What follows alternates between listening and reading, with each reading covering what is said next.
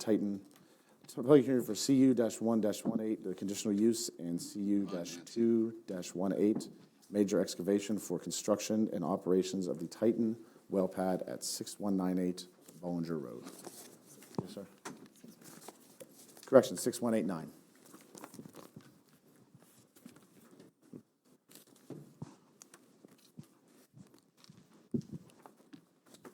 We have some cleanup business to do with exhibits, but before doing that, we want to inform any folks in the audience. And citizens We've been that notified will by not the have an school district that they opportunity need to to, comment.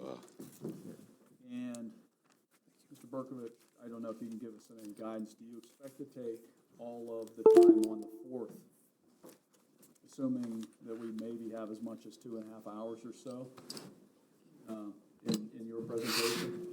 It's possible that we'll have the entire time. Okay, but it's possible we may then have some room for citizens' comments on the 4th. It's feasible, but I can't promise. Okay.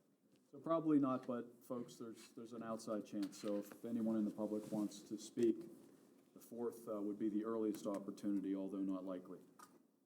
With that, I think the applicant, we left because of shutting down the hearing last time, some cleanup on some, introducing some exhibits. Yes, and I will try to move through these as quickly as possible.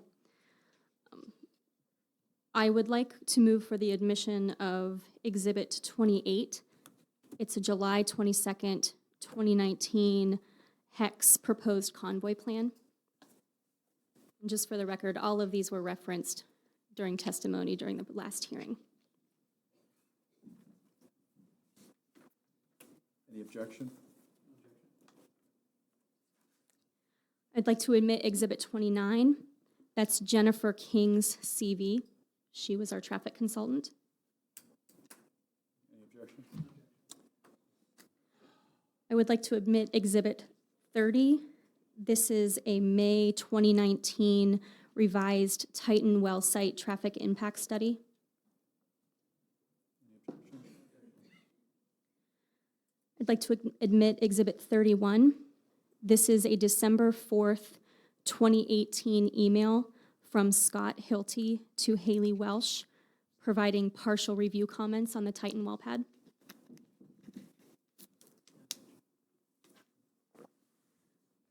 I'd like to admit Exhibit 32. This is a January 7th, 2019 email from Haley Welsh to Ryan Daly, and it attaches Mr. Hilty's actual review letter, the full review letter. Any objection? I'd like to admit Exhibit 33.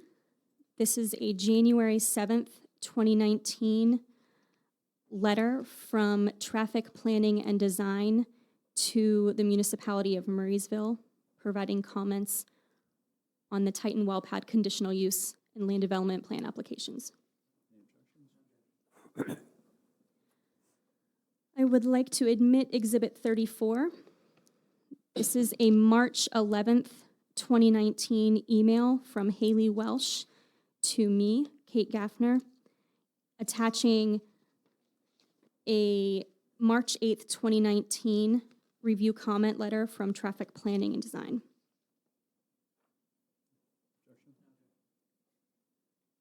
I would like to admit Exhibit 35. It's a June 19th, 2019 comment letter from Traffic Planning and Design to the municipality of Murrysville.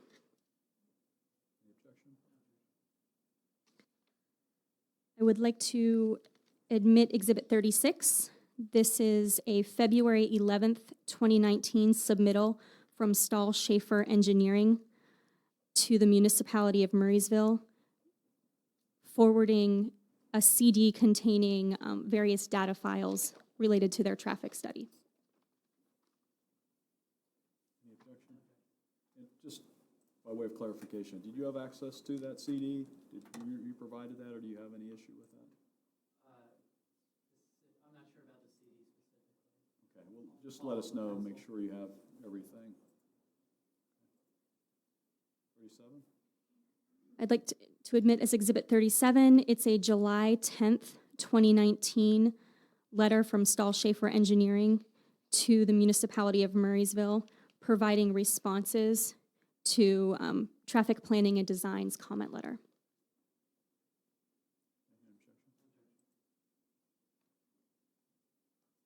I'd like to admit as Exhibit 38, a January 30th, 2019 email from Kate Gaffner to Haley Welsh, and this attaches a supplemental submittal from Hex that is the well plat.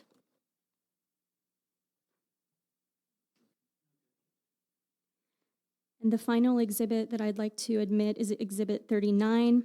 This is a March 26, 2019 letter from Kate Gaffner to the municipality of Murrysville, providing responses to the Planning Commission's proposed conditions.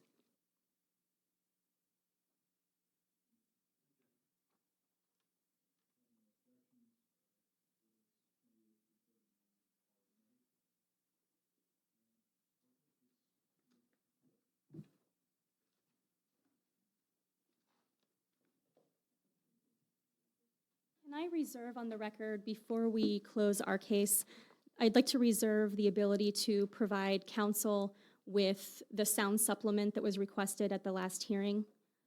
And we have not received any comments on our convoy plan, so to the extent we receive any from the municipality, we would like to reserve the right to respond to those two respects. Thank you.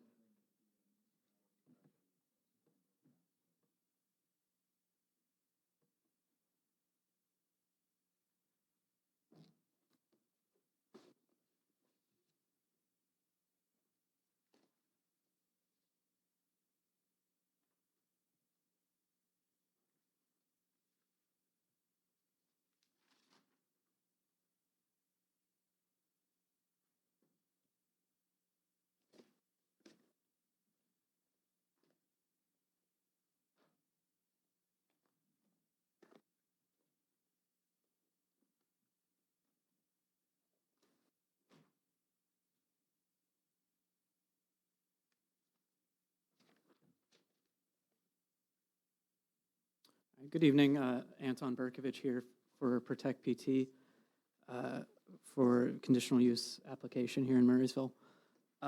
We would call as our first witness Lauren Dagley.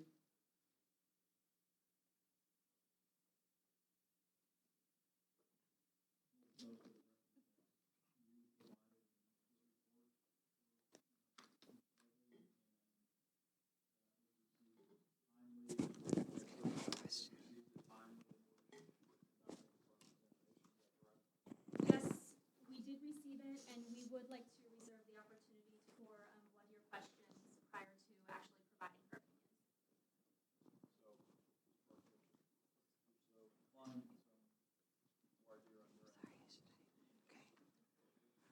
I'd ask that she be sworn in.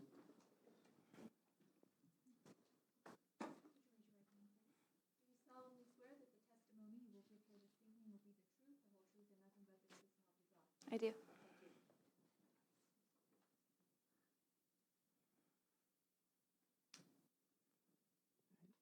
Could you state and spell your name for the record, please?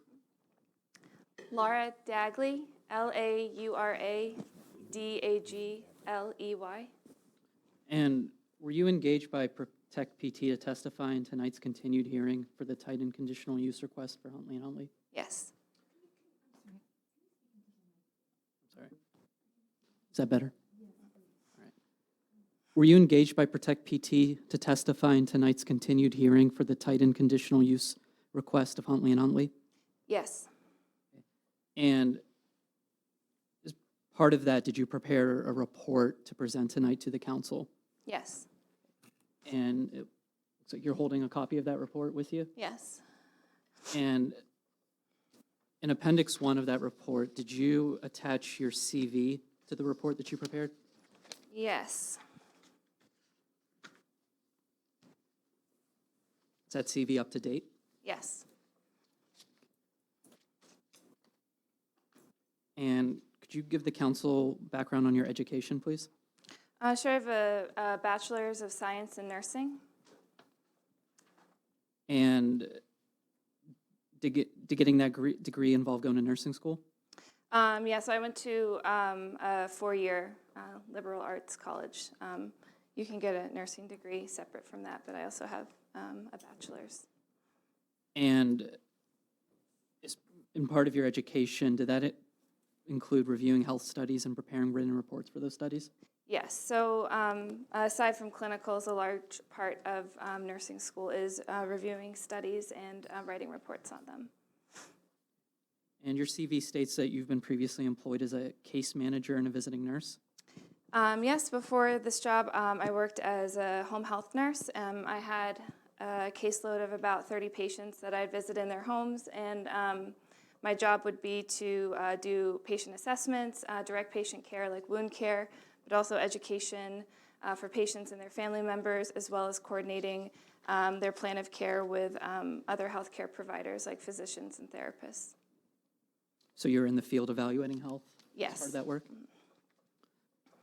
And how are you currently employed? I'm currently the medical advocacy coordinator for Physicians for Social Responsibility. How long have you held that position? I've held it for about 2 years. The position was in the Environmental Health Project for a year beforehand, so a total of 3 years with this title. And what kind of work do you do under that title? So we do outreach, education, and advocacy work with healthcare providers around the issues of oil and gas development and its effects on health. A lot of that is going to conferences and seeing researchers present their studies and then kind of condensing that information and relaying it to healthcare providers. So would another way of putting that be you review public health studies? Yes. And you have to present that information to others? Yes. To the public? To the public and to healthcare providers specifically. The end of your CV lists you having membership in organizations you list as PSNA and ANA. Mm-hmm. What are those? So it's the Pennsylvania State Nurses Association and the American Nurses Association, which are statewide and nationwide organizations, respectively, that represent nurses and the patients that they serve and issues that may affect them. And you listed under that you're a PSNA Environmental Health Committee board member? Yes. What does that involve? So we review environmental health issues that we think are going to affect nurses and our patients, and the filtering process to condense down those studies, see what's relevant to the nurse population we represent, and then relay that information to them. Have you ever testified before a court or local board such as this one this evening? Yes, for the METIS hearing. What kind of hearing was that? It was for a well pad in a local municipality. Do you remember where it was? It was in just across the way in Penn Trafford. And in that hearing, were you accepted by the municipality as an expert witness? Yes. At this time, I would offer Ms. Dagley as an expert in public health. Allow, if you could do some part of your questioning.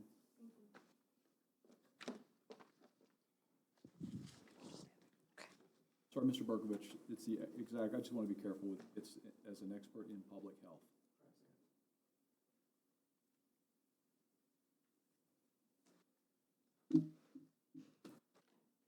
Hi, Ms. Dagley. Hi. My name's Kate Gaffner. I'm here on behalf of HEX. I just want to ask you a few questions about your background. Sure. So looking at your CV, I see you went to Messiah, I went to Grove City, so we're kind of enemies, so Yeah. I apologize about that. But have you had any coursework, as part of your education at Messiah, have you had any coursework in air monitoring? Not directly air monitoring, no. What about air modeling? No. Water testing? Yes. What was your coursework in water testing? I can't recall the specific coursework, but we did talk about I guess I should say for both air monitoring and water testing, if you're asking how to conduct those tests specifically, no, I have not had specific coursework, but we have had coursework talking about like the biological implications of the results of the air and water quality testing. Have you had any coursework on how to conduct a traffic analysis? No, What about how to conduct a sound study? no, Any coursework on how to conduct a hydrogeology study? no, And what about a geology study? no. I'd like to go through your employment. Sure. As a caregiver and personal assistant, did your responsibilities include treating patients with health impacts allegedly caused by unconventional oil and gas wells? So that is a kind of far back in my CV, the caregiver and personal assistant, but I can say in terms of working as a registered nurse, a home health nurse, I have taken care of patients directly impacted by air quality. I didn't conduct studies on the exact source of the air quality, but And so as a registered nurse, you say that you have worked with patients who had impacts allegedly caused by oil and gas operations? by air quality impacts, yes.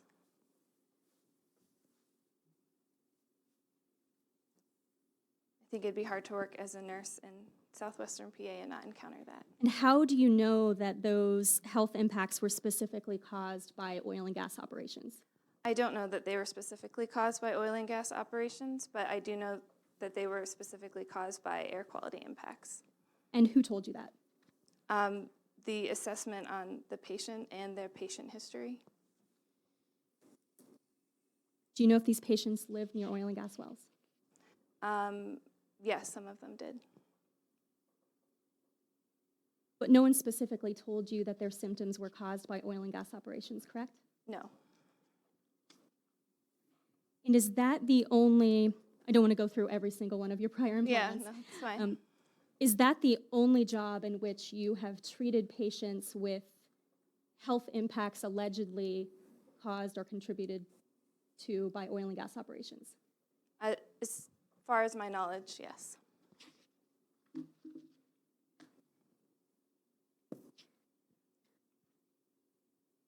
You said that you have a BS in nursing, correct? Yes, Do you have a degree in public health? I do not. Are you aware that there are degrees and certifications in public health? Yes, Do you have a degree in epidemiology? no, What about toxicology? no.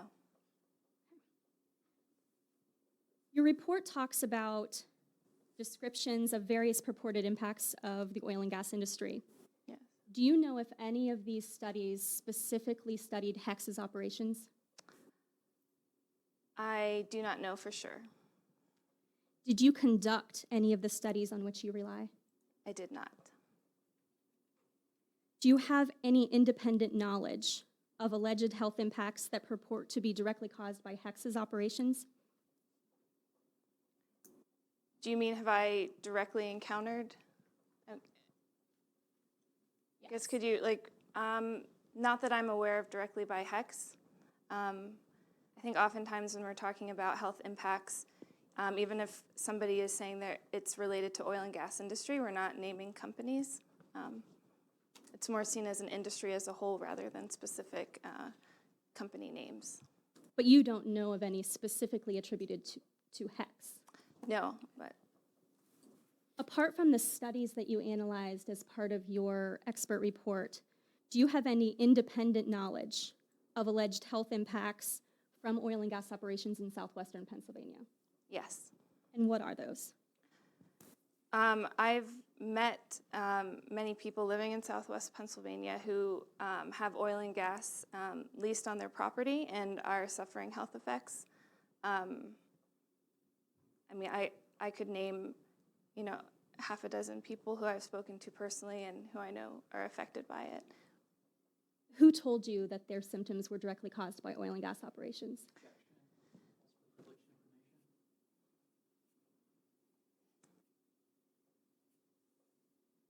I certainly can't name specific names of people because that would, be against patient privilege. But, some patients have had toxicology reports that have shown the same toxins used in oil and gas operations showing up in their bodies that have been increasing over time in conjunction with increasing of oil and gas production over time. But that would be a very specific case study that would have to be a different conversation, I think, in order to give those details. And so that you don't have to provide any patient information or any confidential details, are you aware specifically of individuals who have a report or have been told specifically that they're, by a doctor or by someone in the medical field, that their symptoms were caused by oil and gas operations? Yes.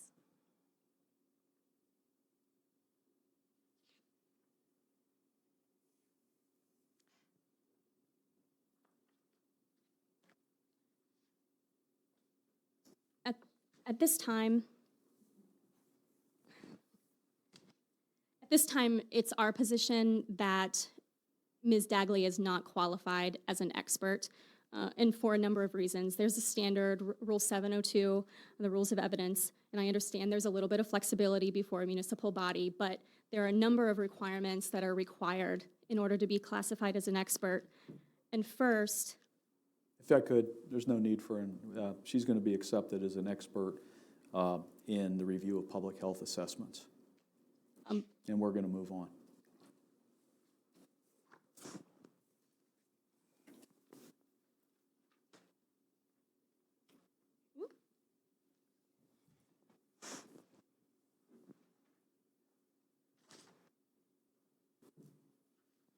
Ms. Dagley, thank you.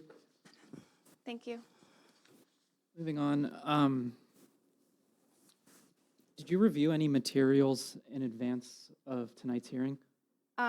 Yes, I reviewed the public documents for the Titan well pad application.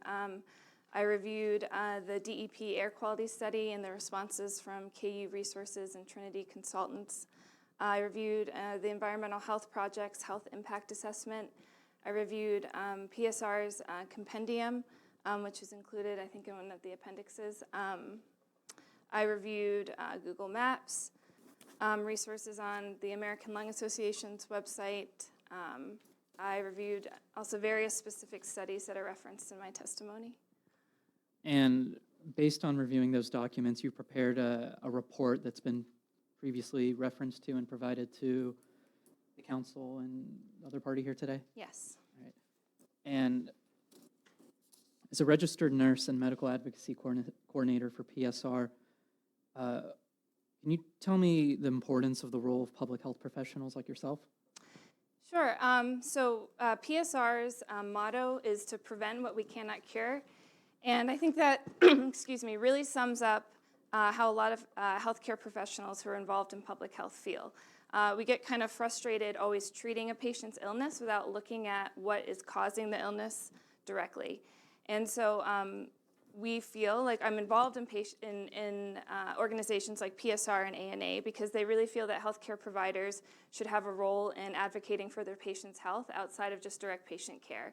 And that is especially so when a patient's health is being affected by something they can't control, like air pollution or environmental toxins. And your report references a concept called a precautionary principle. Mm-hmm. What is that in the context of a public health issue? So the core of the precautionary principle is saying that if there is a plausible exposure pathway that's going to cause a public health threat, that you err on the side of public health rather than taking the action. And so the precautionary principle, it relies more on correlation than causation. Causation is a very difficult thing to prove in any public health circumstance. So the precautionary principle says if there is strong evidence leaning that something may cause harm, even if it can't be directly proven, you want to err on the side of protecting public health. Are there any other contexts that, besides oil and gas operations that might illustrate that concept? Yeah, there's lots of examples throughout history. I mean, tobacco was a big one. Lead in gasoline is another common one. I mean, we had studies out showing that, well, I guess I should say that, historically, we have not taken the precautionary principle as quickly as we should have. There were studies showing that lead in gasoline was bad for health for decades before any legislative action was taken on it. So, because at the time they were saying there were conflicting studies. There were some showing that lead was bad for health and some showing that they're not.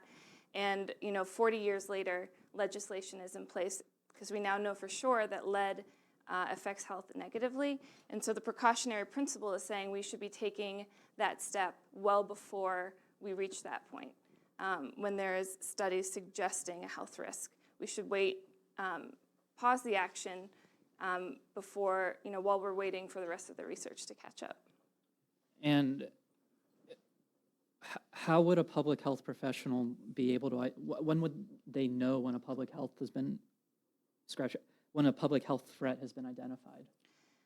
The first symptom of any public health threat is going to be self-reported symptoms.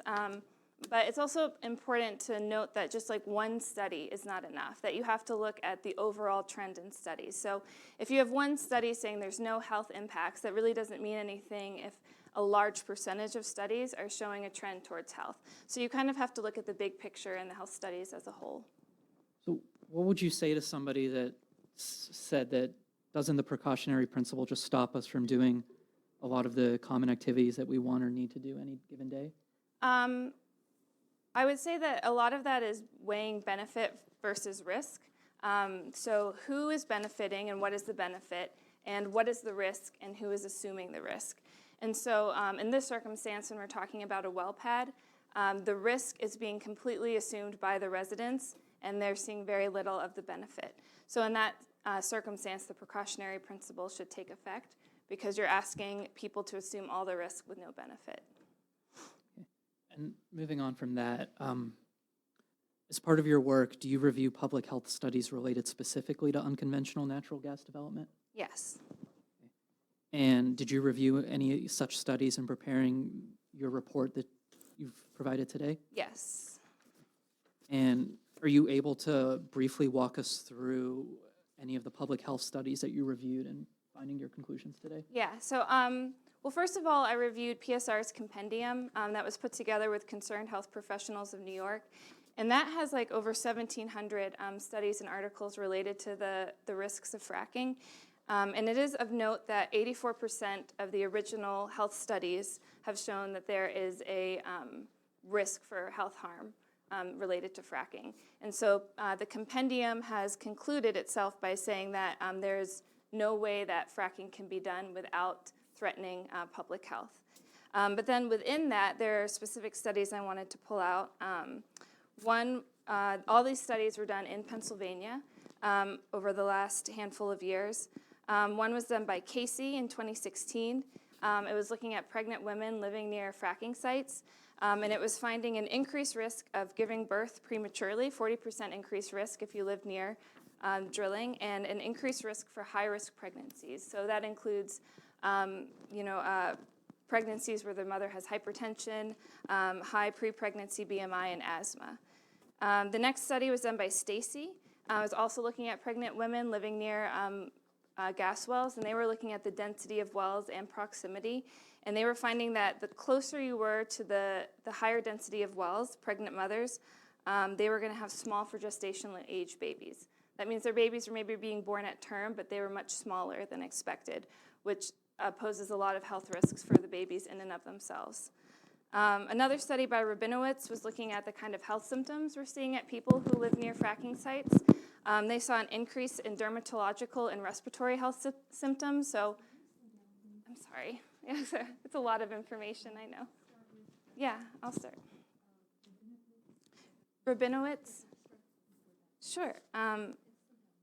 Yeah, I'm sorry, I'm not a very good public speaker. So Rabinowitz was looking at health symptoms of people who were living near fracking sites. So they saw an increase in dermatological and respiratory symptoms for people who lived close to well pads. So that meant an increase in skin rashes, upper respiratory symptoms like nose and throat irritation, shortness of breath. And it's important to note that this study also is linked to the biological plausibility of the chemicals that are known to be emitted from fracking operations. So for example, we know things like VOCs and benzene are being emitted from fracking operations and that they cause dermatologic and respiratory symptoms. And they cause the same kind of symptoms we're seeing increased around fracking sites.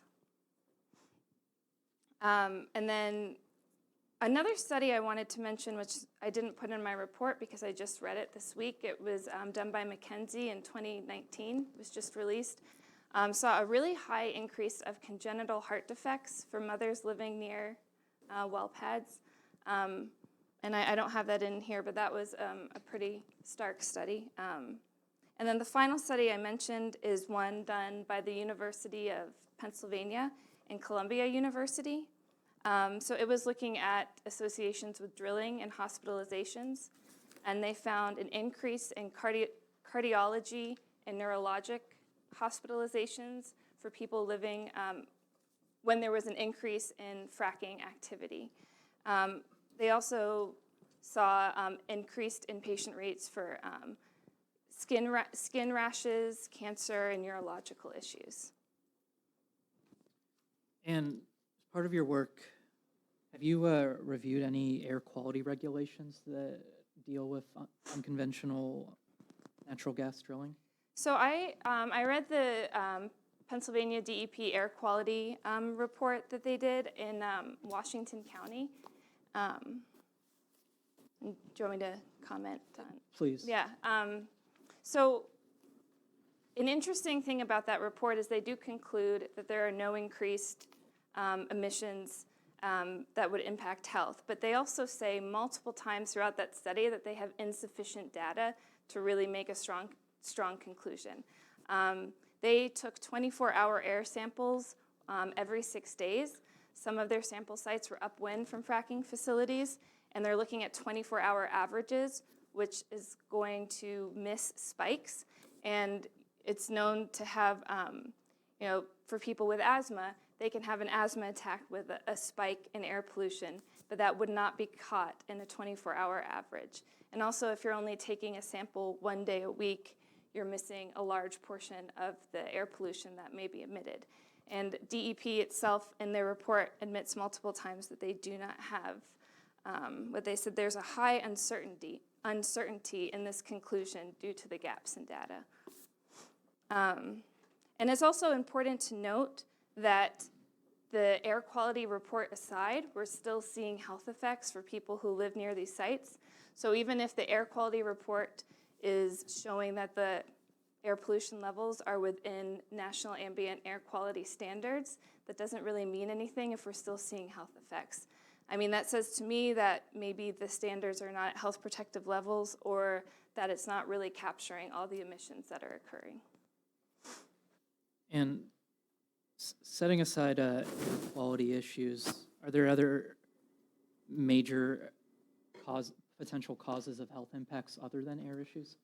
Yeah, so the other major one that really concerns me as well is noise pollution. The EPA actually lumps in noise pollution with air and water pollution due to its detrimental impacts on health.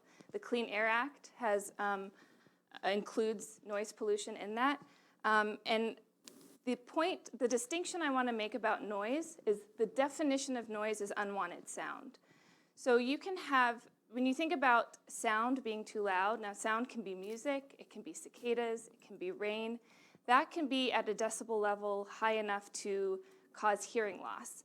But when we're talking about health impacts from noise, that's something different. Noise, yes, can cause hearing loss, but noise in and of itself, even at lower decibel levels, is linked to cardiovascular disease, anxiety, depression, sleep disturbances, and sleep disturbances in and of themselves it puts you at increased risk for other health issues and can exacerbate existing health conditions. Your position on potential noise impacts, is that based on any public health studies related to noise? Yes, there are a handful of studies that I've referenced, linking noise pollution to cardiovascular disease, as well as cognitive impairment, sleep disturbance, and anxiety and depression. what advice would you give the council in aiding them in determining what noise levels would lead to health impacts and what noise levels would not? Sure, I apologize. What advice would you give the council in helping them determine what noise levels would lead to health impacts and what would not lead to health impacts potentially?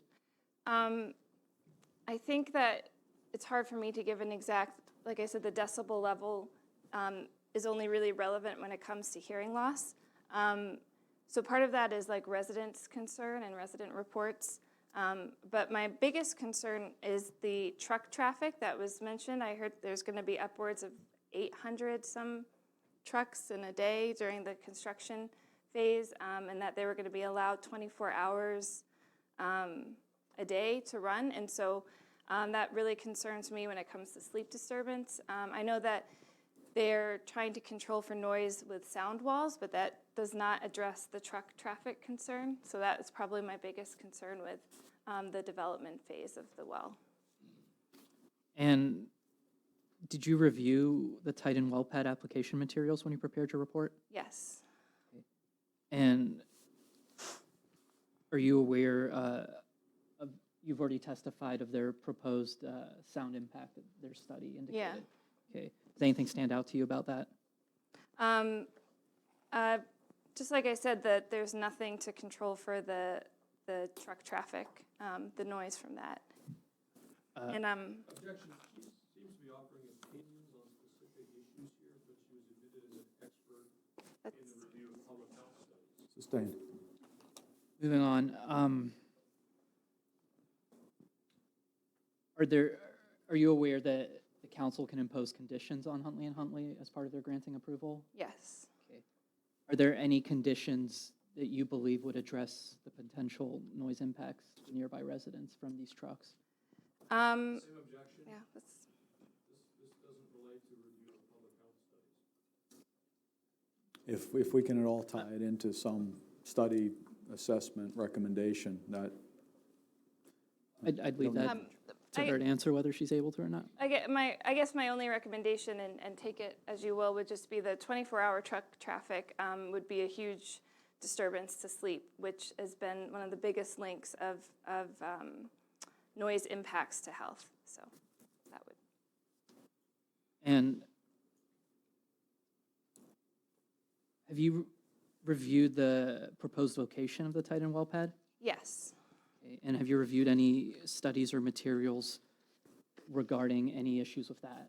So I just looked at kind of the local community around where the proposed well pad was going to be in like about a 3-mile radius. I saw that within like a 1 to 2 mile radius, there's a lot of outdoor recreational places. There's like the stable, the Murrysville Community Park, Beaver Run Reservoir, and these are lots of areas where people are outside exercising.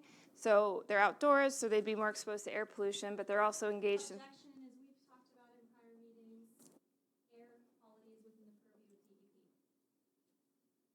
But I'm commenting on my concern for the people who are going to be exposed to air quality and the health We impact. could just, That's our sound guy who helps them to. I need to use the micro, or maybe you guys need to use it. I heard someone asking her a question, but I couldn't hear who it was. I couldn't even hear the question.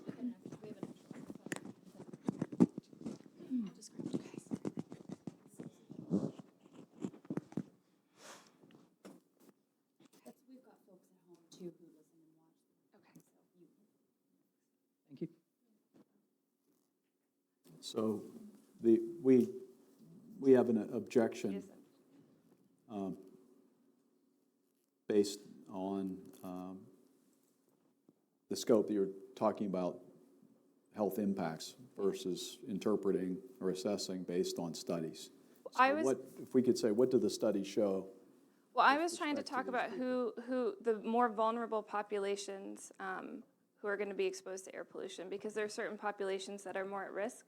So I can skip this outdoor air exposure thing and move on to that. Well, we want to err on hearing it, because while the municipality's purview may be limited on monitoring air and air quality, they certainly have purview over siting and separation.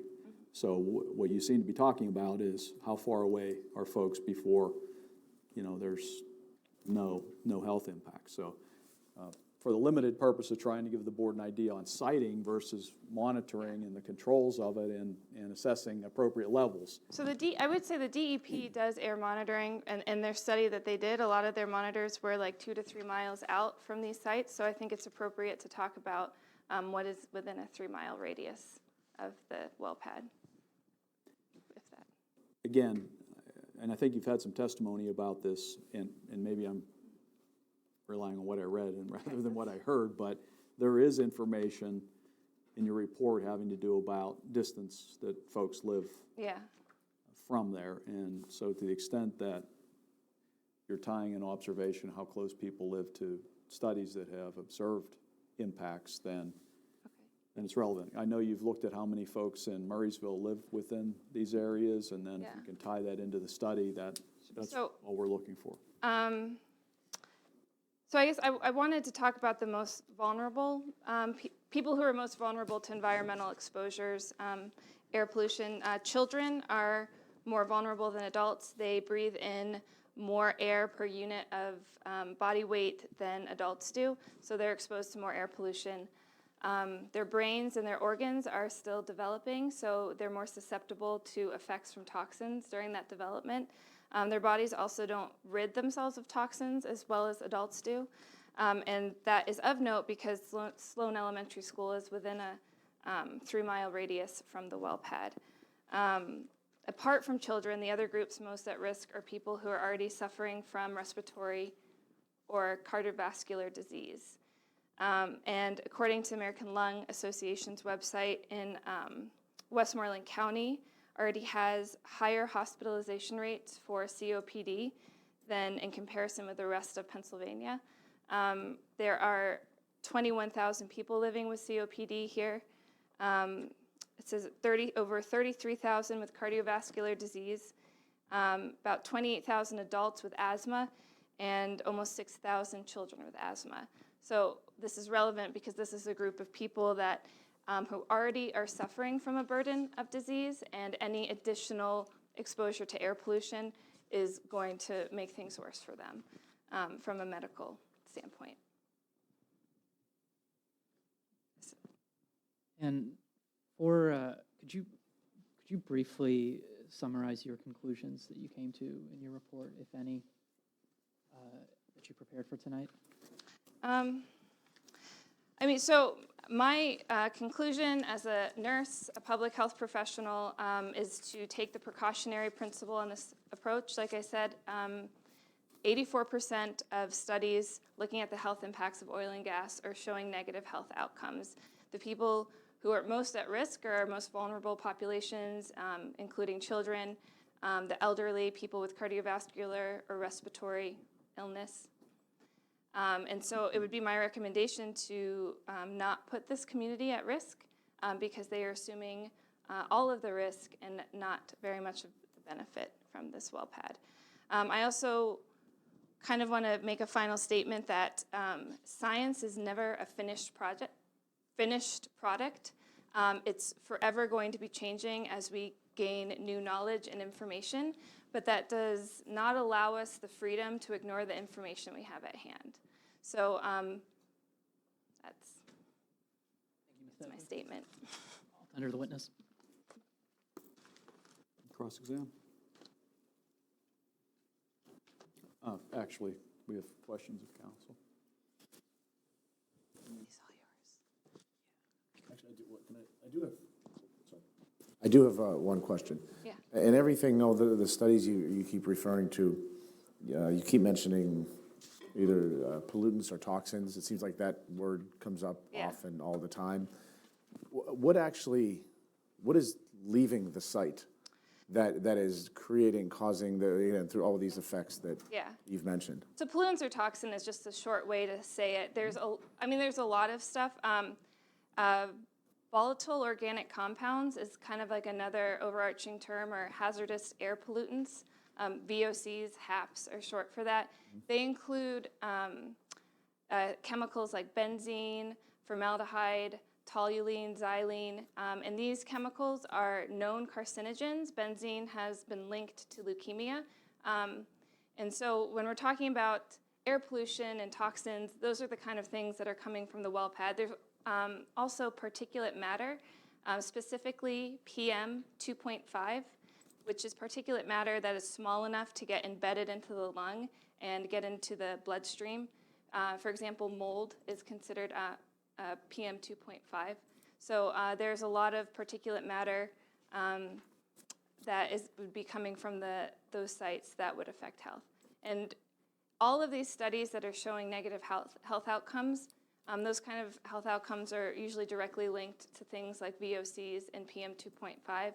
And there's studies that correspond to that also link those pollutants or toxins with these health outcomes.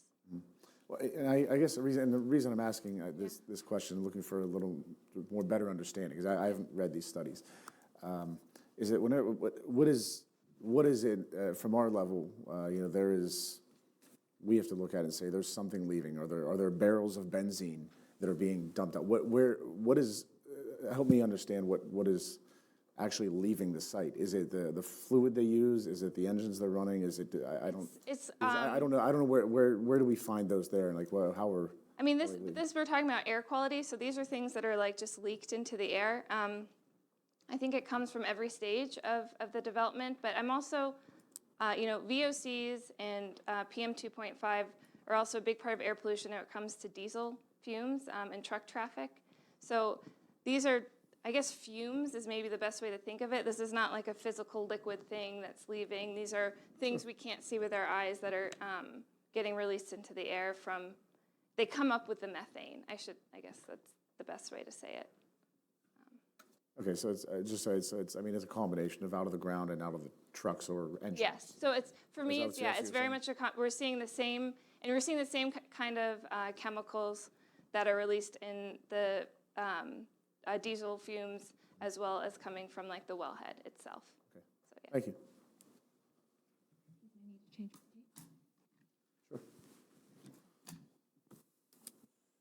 Sure. There was mention that, Hold on 1 moment. She's changing her tape. yes, there was mention of the 24-hour truck traffic. Yes. Where did you see that? I saw that in the application, and I believe I heard it. I was here 2 weeks ago at the hearing. I believe that I heard that at the hearing. Is that something, Jim, we're looking at? I don't think so. I know we talked about, they indicated there'll be 24-hour drilling continuously, but I didn't. I believe he said that. I noted the comment was 800 trucks per day, 24 hours a day doing construction. I don't know that there's anything in the application that pertains to that. I think That's really. the 800 trucks may deal with completion.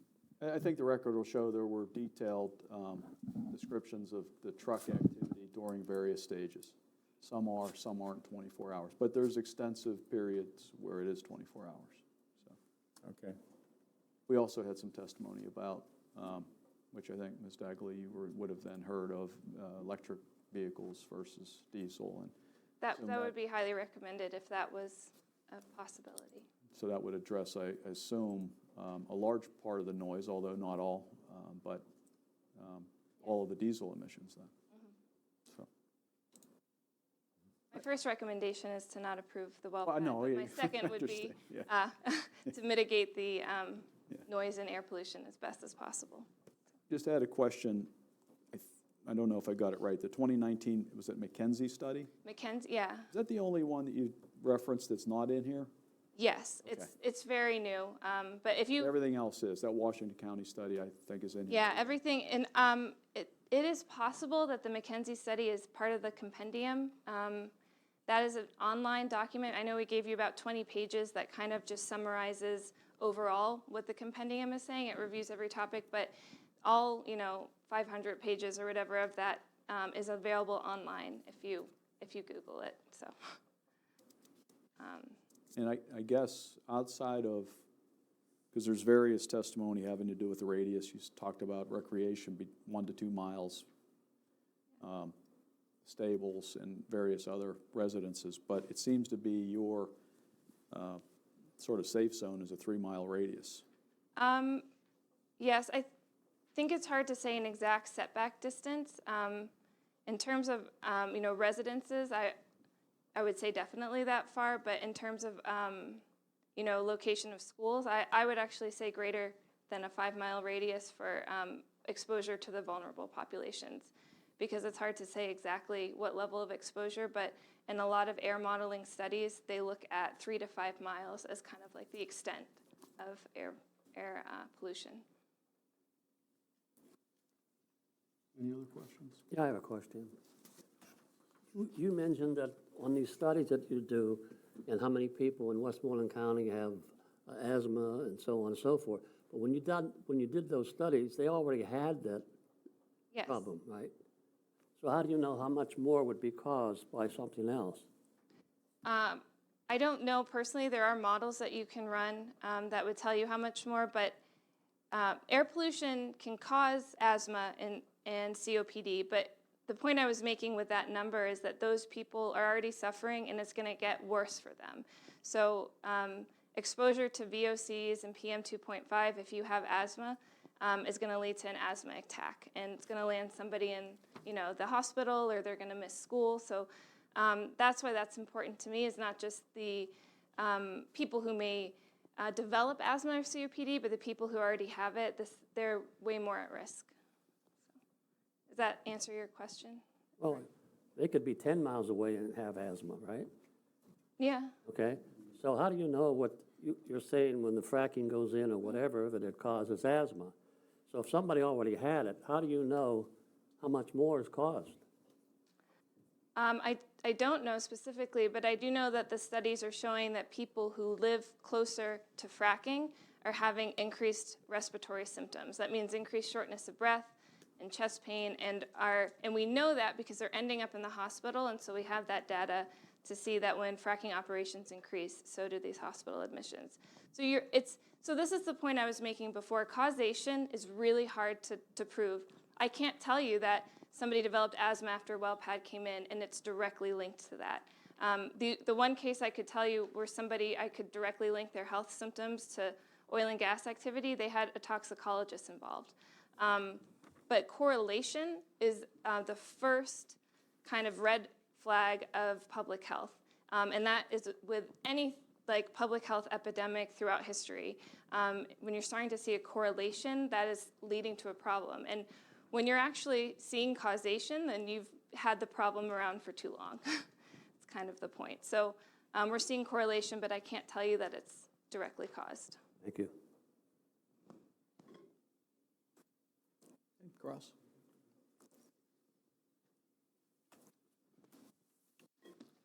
Hello again. Hi, Kate.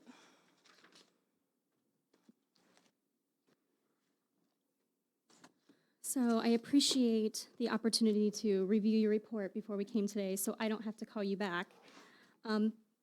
You mentioned that you reviewed the publicly available documents related to HECS's application, correct? Yes. Did you happen to review any of the municipalities' comment letters? If that was the KU Resources and Trinity Consultants back and forth that I read, I believe. Do you know, did you read just one of those responses, or did you read multiple? Do you know? I read multiple. I couldn't say exactly. I read a lot of pages. Understandably so.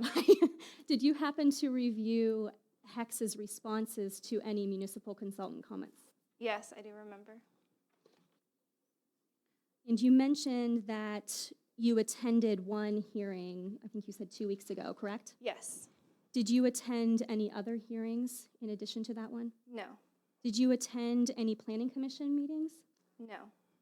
Did you watch any of the hearings on television? No. You mentioned during your testimony that science is never finished. Did any of that testimony that you heard during the meeting or any of the supplemental responses change your opinion in any way? No. I'm not sure I completely understand the question, but my opinion was not changed by last 2 weeks ago hearing. Have you been to the project property? I have not. Have you traveled the proposed haul route? I have not. You mentioned that there's a risk for people who have asthma and COPD as a result of VOCs and particulate matter and things of that nature, correct? Yes. Did you happen to analyze whether or not there are any people with those symptoms within the 3-mile radius of the proposed well pad? Yes. And were there? Yes.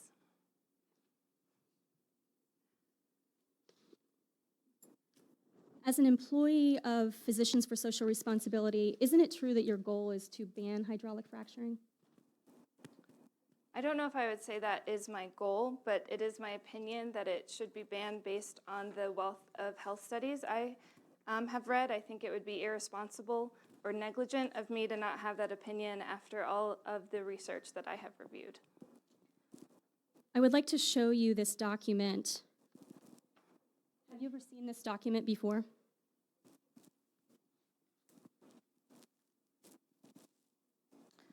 I am sure I have seen it, but it doesn't look familiar in its format. And who authored, what agency authored this document? This is authored by the PSR National Board of Directors, it says. And that's your employer, correct?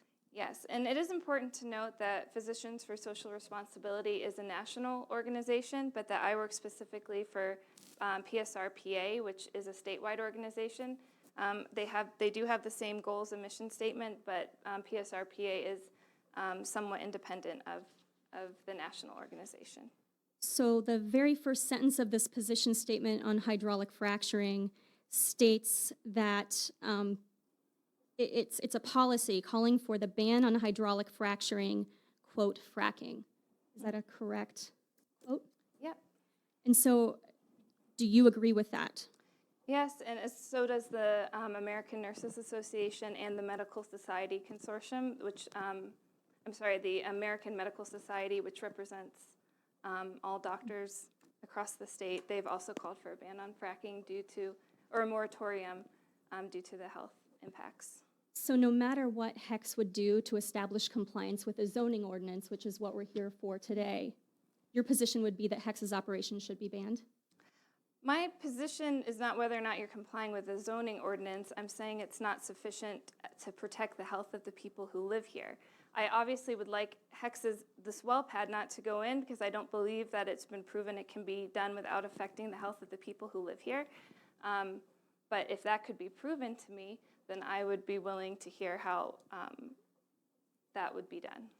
You know that we're here to establish whether or not HEX has established compliance with the zoning ordinance for a conditional use application, correct? Yes, I'm aware of that.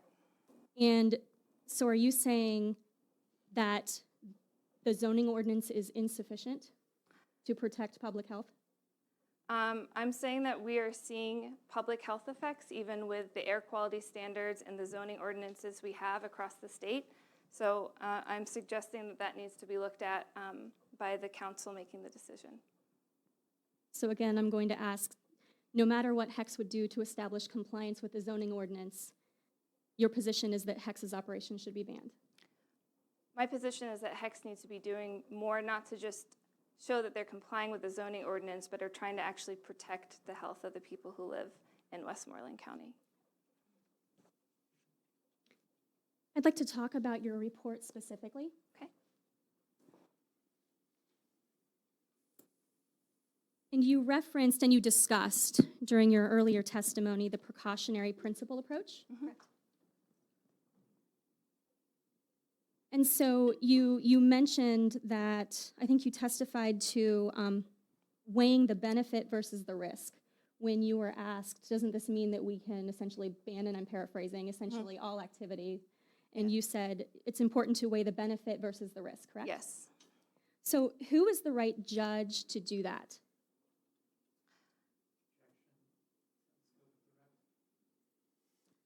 I think she testified as to that standard and directly related it to that principle, so I think she's got to answer it.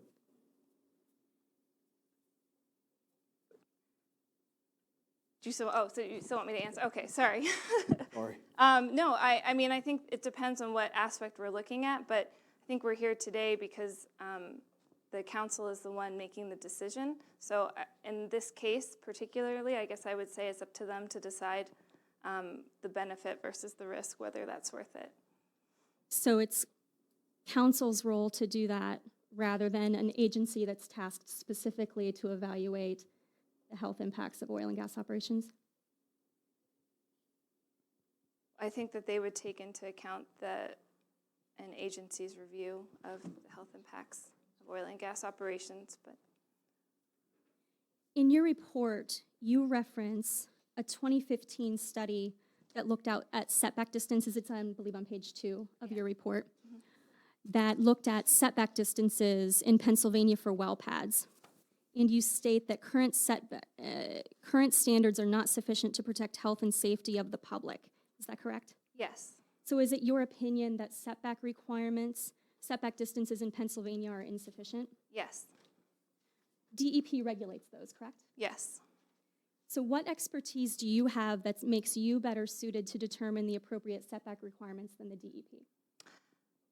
All I can lean on is what the studies are showing us, and that's what any health professional would say. We're evidence-based practice, and the evidence is showing that current setback distances would not protect people from like a thermal blowout.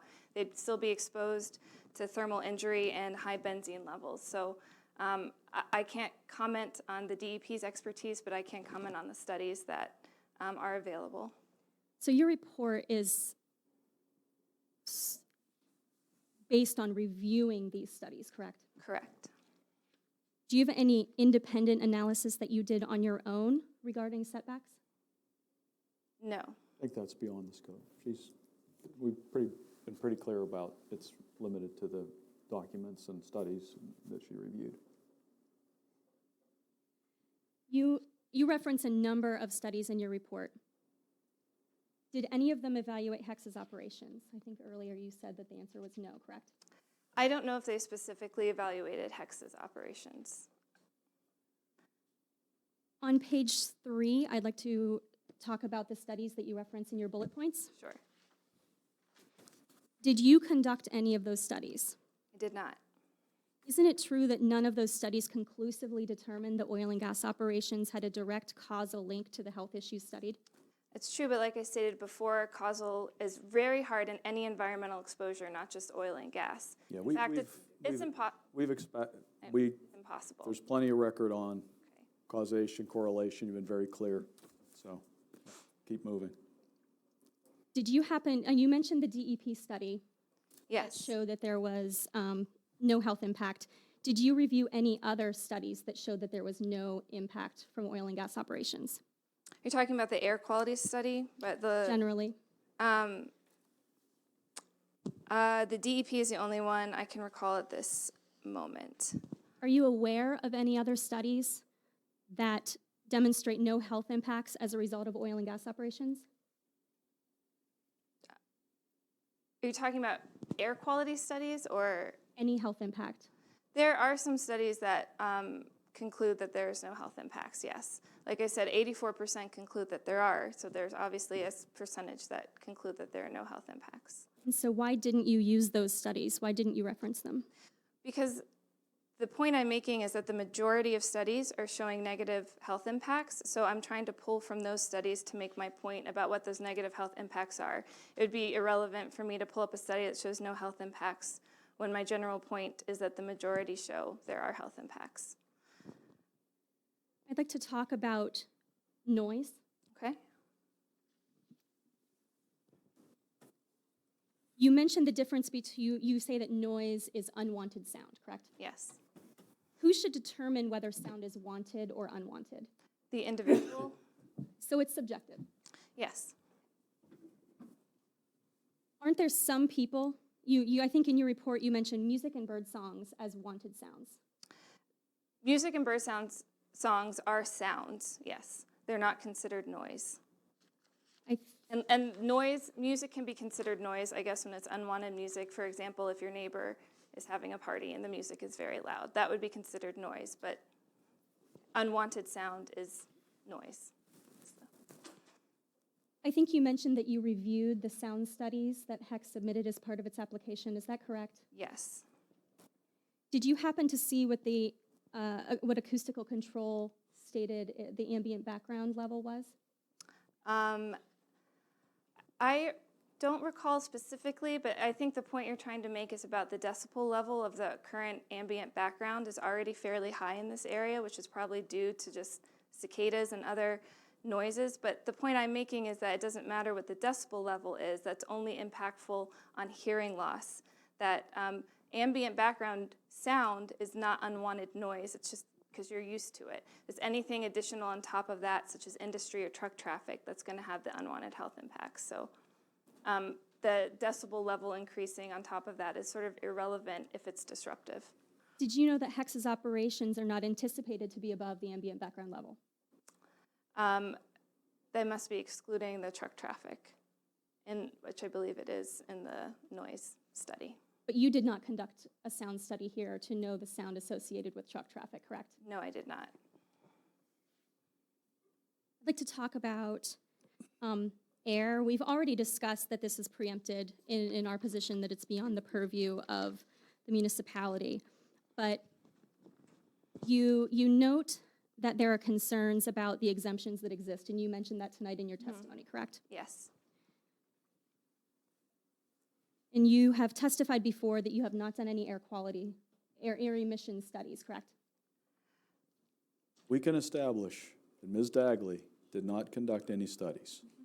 Not related to oil and gas development. I have done air quality studies in my own For the home, purposes of this hearing, you don't have any studies that you've done related to this hex well pad. Do you want me to talk about causation? No, I just want to move on. Yeah, But, sorry. and my question is that you claim that there's not sufficient air monitoring with DEP, and I do not claim that DEP states that in their study, that they had insufficient data to have confidence in the claim that they were making. So you can read that for yourself in their study. They have it on like every other paragraph. I believe your report says this monitoring, in my professional opinion, was inadequate. I did say that, but also in the paragraph above that, they say that they have high uncertainty in this conclusion due to gaps in the data. They state several times they had insufficient data due to small sample sets, and there is a need for further data collection to better understand the impact these sites would have on the public. Page 108 to 112 of the DEP. Isn't it true that Do you want me to repeat? Or? No. Isn't it true that the studies that you cited in support of your report also say that there's a call for larger epidemiological research? Yes, that is true, and that will probably be true in any environmental exposure. When you're looking at larger epidemiological research, you're going to need more time. You're going to need 10 plus years to look at long-term health impacts. And it's my professional opinion, you do not want to wait that long to see those kind of health impacts, because then you have a public health crisis. I understand that you're concerned about air emissions from HEC's operations. Are you aware that HEC submitted an RFD, or request for determination, from the Department of Environmental Protection as part of its application?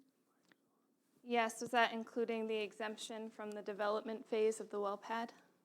We already established that exemptions are determined by DEP. Yes.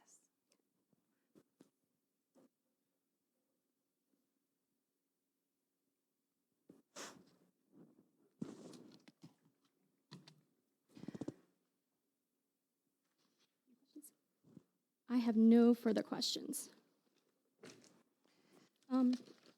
Actually, I do have one. I'm sorry, I have one. Appendix D to your report. Appendix C. That's the health impact assessment for Titan Well Pad. Yes. Do you know who compiled that? The Southwest Pennsylvania Environmental Health Project. Did you have any role in compiling that? I did not. Did you fact check it by any chance? I did to a certain extent. A lot of that was drawing off similar studies that I have looked at, and a lot of it was also just public data, like information you could obtain from Google Maps and American Lung Association, et cetera. On page 12 of that document, it's point number 15. I don't have it in front of.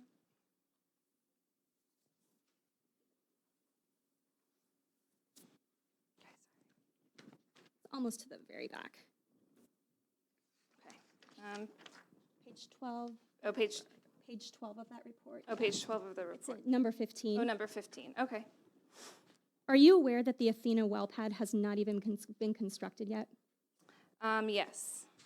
So if it has not even been constructed, do you agree that there cannot be 2 wells already drilled on the location?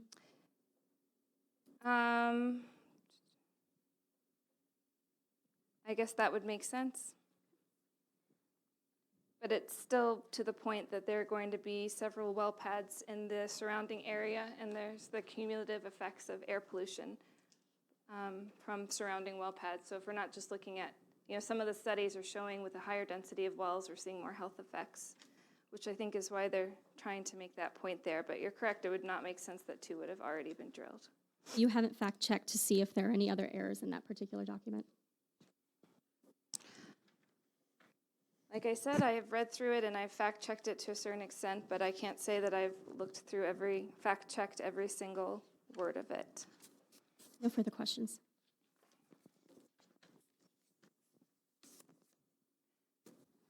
Mr. Markovich, you have any redirect? In regard to the question concerning the Athena well pad and whether it's been drilled or not, if that one fact were changed in that document, would that change any of your conclusions or findings today? Even if that fact was wrong in that document, that doesn't change anything about that document. The health impacts had nothing to do with that proposed well pad. It's just stating that there would be a cumulative impact if that were to come in. So even with that fact being wrong in there, it doesn't change any of the findings, I think, of that assessment or of my conclusions. Yeah, that's all the redirect I have at this time. Any? Okay. At this time, I would request to move to admit Ms. Dagley's report as an exhibit of Protect PTs. Questions? Just briefly, our objection was sustained with respect to noise, so to the extent there's opinion related to noise. I would respond that under the procedural rules of the MPC, it's up to the council's discretion how much deference to give certain conclusions or certain information provided in these reports. It's admitted with that limited qualification, and just overall, are you still objecting to the report entirely based on her being qualified as an expert? Yes. Okay. And the fact that it's a restatement of reports that written by others who were not here for us. Understood. So, objection noted. We've admitted, acknowledged Ms. Dagley as an expert in admitting the exhibit, which we're labeling as what?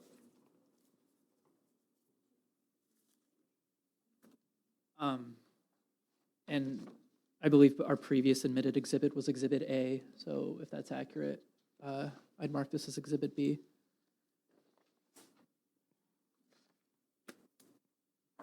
And is council's preference to adjourn then? So we noted previously that the next regular meeting, which we had indicated 21st, there will not be a hearing. It's moved to the 4th of September? 4th of September. At 7 p.m. o'clock.